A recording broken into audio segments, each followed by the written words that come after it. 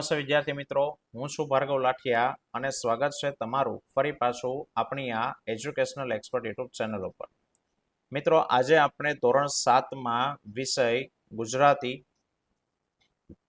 જેમાં ગાલા સ્વાધ્યાય પોથીમાં પાઠ નંબર 3 કામધેનુ, બરાબર, જેનું સોલ્યુશન આપણે જોઈએ છે, જેનો એક વિડીયો ઓલરેડી આપણે છે તે જોઈ ગયા છે, બરાબર, જેની અંદર આપણે પ્રશ્ન નંબર 8 સુધી વાત કરી હતી. ચાલો 9મા પ્રશ્નથી શરૂઆત કરીએ.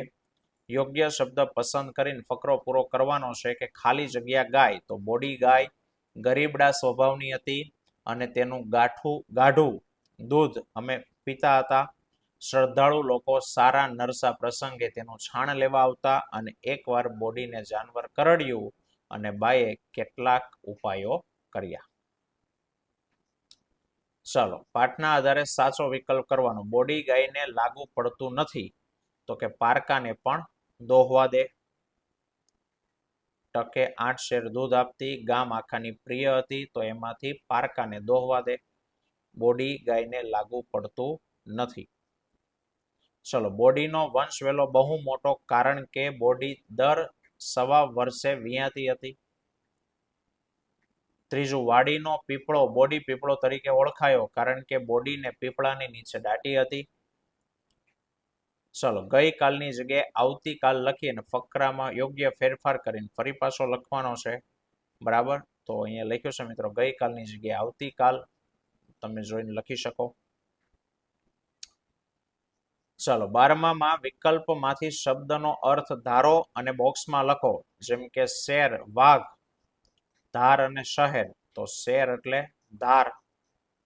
કે નાનું છોકરું આંચળમાં હાથ નાખીને ખેંચે અને દૂધની શેર કાઢે તોય કશું કરે નહીં. લાયણી એટલે વેચાણ. કે બોડીના દૂધની લાયણીના મહિને 25 રૂપિયા છે તે આવતા. પેટીયું એટલે ગુજરાન, મજૂરી ચલાવવી, બરાબર, ગુજરાન. કે નાનો ભાઈ અને નાની બહેન એટલા જ ઘરમાં એટલો અમારું પેટીયું નીકળતું. ચાલો, અહીંયા કંઈક ચિત્ર આપ્યું છે અને એમાંથી પ્રશ્નોના જવાબ લખવાના છે. તો પહેલું કે તમારે માવો લેવો હોય તો કોનો સંપર્ક કરશો? તો અહીંયા લખ્યું છે સુભાષભાઈ દૂધવાળાનો સંપર્ક કરશો, બરાબર. અહીંયા લખ્યું છે સુભાષભાઈ શુદ્ધ માવો અમે મંગાવી આપશું. ચાલો, બીજું છે મેઘધનુષ ડેરી પાર્લર કેટલા વર્ષથી કાર્યરત છે? તો કે છેલ્લા 2.5 વર્ષથી કાર્યરત છે. મેઘધનુષ ડેરી પાર્લર મહિનામાં કેટલા દિવસ બંધ રહે છે? તો કે મહિનામાં 1 દિવસ દર અમાસના દિવસે બંધ રહે છે. આ ડેરીમાં કઈ કઈ વસ્તુઓ મળે છે? તો કે ડેરીમાં માવો, દૂધ, દહીં, છાશ, ચીઝ, બટર, ઘી વગેરે જેવી વસ્તુઓ મળે છે. 5મું, મેઘધનુષ ડેરી ક્યાં આવેલી છે? તો કે મેઘધનુષ ડેરી એડ્રેસ લખેલું છે ઓમેનિયમ કોમ્પ્લેક્સ, નવા નરોડા, અમદાવાદની અંદર છે તે આવેલી છે. અને ડેરીમાં વિશેષ વળતર ક્યારે આપવામાં આવે? ત્યારે હોલસેલની ખરીદી કરનારને 2% અને વાર્ષિક સભ્યને દરેક ખરીદી ઉપર કેટલું લખ્યું છે? 1% વળતર છે તે આપવામાં આવે છે. 1% વળતર આપવામાં આવે. ચાલો, લીટી દોરેલ શબ્દ સમૂહની જગ્યાએ એક શબ્દ મૂકીને વાક્ય લખો. મને તાજું ફીણ વાળું દૂધ બહુ ભાવે.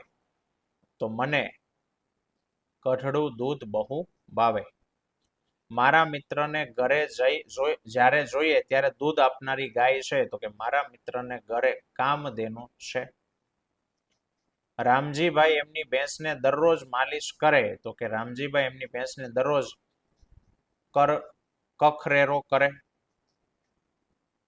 જોડણી સુધારીને લખો. મિત્રો, એને બોલી ન શકાય, અહીંયા લખેલી છે, બરાબર. તમે સ્ક્રીનશોટ લઈ લો અને એમાંથી જોઈને છે તે લખી નાખજો.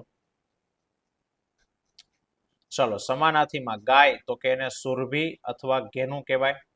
ઓલાદ એટલે બાળક, સંતાન. બા તો માં અથવા જનતા. વિદ્યા ને શિક્ષણ અથવા ભણતર. સ્મૃતિ તો યાદગીરી, સ્મરણ. અને દીકરી પુત્રી તનુજા સુતા. ચલો નીચેના શબ્દોના બે બે અનેકાર્થી શબ્દો લખો. ખાતર એટલે ચોરી કરવી થાય અને ખાતર એટલે ખેતરમાં નાખવામાં આવતું પદાર્થ. ઘૂઘરી એટલે સ્ત્રીઓના પગનું ઘરેણું પણ થાય અને ઘૂઘરી એટલે બાફેલું અનાજી થાય. ચાર એટલે એકડે બગડે તગડે ચોગડે એમ ચાર પણ થાય અને ચાર એટલે લીલું ઘાસ પણ થાય. ચારો. આંતરે એટલે વર્ષને વચ્ચે અને આંતરે એટલે ઘેરી લે. વિરોધી શબ્દોની અંદર વેળા તો કવેળા, સુખ તો દુઃખ, હયાત તો મૃત કહેવાય, સ્થિર તો અસ્થિર, નિયમિત તો અનિયમિત, પાપ પુણ્ય, ચોખ્ખું તો ગંદુ, આઠમું લખીને આપ્યું છે કદરૂપું તો સુંદર, ચોખ્ખું તો ગંદુ. ચલો શબ્દ સમૂહ માટે એક શબ્દ. મનોકામના પૂરી કરનારી ગાય એટલે એને કામધેનુ કહેવાય. કપડાથી ગાળેલું વસ્ત્રગાળ. ગાયનું મૂત્ર ગૌમૂત્ર. ગાયના બે વિયાણ વચ્ચેનો સમયગાળો ઉબેલ. અને શેઢ કાઢીને તાજું દોહેલું દૂધ શેઢ કડવું. છઠ્ઠું આગલા જન્મનું પૂર્વજન્મનું. નિષ્ફળ ન જાય તેવું બાણ રામબાણ. ગાય કે પશુને સુકાયા પલાળીને આપવામાં આવતા બાજરી ચણા તો કે બાફણા. અને દેવ દેવીની આરતી ભસ્મ વગેરે લેવા તે આશકા. બાજરી જોવાય વગેરેના લીલા કે સૂકા સાંઠા એટલે ચારો. ગાય ભેંસ બળદનો મળ ગોબર એટલે છાણ. અને ખાસ કરીને પશુ બચ્ચાને જન્મ આપો તો એને વિયાવું કહેવાય. શબને લઈ જવા માટે બાંધેલી બે વાંસ અને પટ્ટીઓની સીડી જેવી સજાવટ એને ઠાઠડી કહેવાય. વચ્ચે એક એક દિવસ કે એક સમયના ગાળે એટલે આંતરે એકાંતરે એમ પણ કહેવાય. અને જેઠ પૂર્ણિમાએ વડની નીચે પૂજા કરાય એ વ્રત તો વટ સાવિત્રી. ચલો રૂઢિપ્રયોગોના અર્થ અને વાક્ય પ્રયોગ કે છૂટા લેવા ન દેવી છૂટ લેવા ન દેવી એટલે સ્વતંત્રતા ન આપવી. જેઠાલાલે એકના એક દીકરાને બહુ છૂટ લેવા ન દીધી. ખરેરો કરવો તેલનું માલિશ કરી અને પશુને નવડાવવું. કે રામુ દાદા દરરોજ પોતાની ગોવરી ગાયને ખરેરો કરતા. ધમ પછાડા કરવા એટલે છૂટવાનો પ્રયાસ કરવો. દાદાના મૃત્યુ સમયે બોડી ગાયે બહુ ધમ પછાડા કર્યા. પેટીયું નીકળવું એટલે ગુજરાન મેળવવું. દામજી કાકાનું સુરતમાં આવતા તેના પરિવારનું પેટીયું નીકળ્યું. પાંચમું ઋણ અદા કરવું એટલે કે કરજ ચૂકવવો ફરજ અદા કરવી. કે ધનપતરાયને ડાહ્યો દીકરો મેળવ્યો તે તેના ગયા જન્મનું ઋણ અદા કરવા આવ્યો હશે. ડાયો. અને હાથ લાંબો કરવો તો કે મદદની માંગણી કરવી. કે પિતાના અવસાન બાદ બાએ પારકા કામ કર્યા પણ કોઈની પાસે હાથ લાંબો કર્યો નહીં. ચલો લાસ્ટમાં પેરેગ્રાફ એનું અનુવાદ કરવાનું છે. The cow is a domestic animal તો ગાય એક પાલતુ પ્રાણી છે.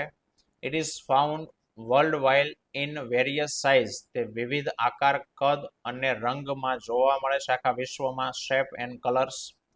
The cow is a gentle and friendly animal ગાય એક પ્રેમાળ અને પાલતુ પ્રાણી છે. ફ્રેન્ડલી એટલે મદદ કરનાર સ્વભાવનું, જેન્ટલ પ્રેમાળ. અને the cows milk is a rich source of high quality કે ગાયનું દૂધ ઉચ્ચ ગુણવત્તા વાળું હોય છે. બરાબર. તો અહીંયા આપણો આ પાઠ પૂરો થાય. આવતા વિડીયોમાં ફરી પાછા મળીશું. ત્યાં સુધી જય હિન્દ જય ભારત.